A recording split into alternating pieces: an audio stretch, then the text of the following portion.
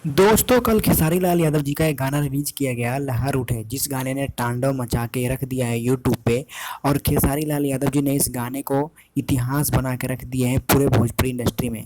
दोस्तों कल खेसारी लाल यादव जी का मैरिज एनिवर्सरी था, यानी कि शादी का सालगिरह था। खेसारी लाल यादव जी का शादी के सालगिरह वाले दिन इनका सुबह के टाइम में 6 बजे ब्लू बीट यूट्यूब चैनल से गाना रिलीज किया गया, जिस गाने का टाइटल था लहर उठे। और एक तरफ शादी की सालगिरह की खुशी और दूसरी तरफ गाना का खुशी, जो गाना ट्रेंडिंग में चला गया। सिर्फ 3 घंटे के अंदर खेसारी लाल यादव जी का ये गाना ट्रेंडिंग में चला गया।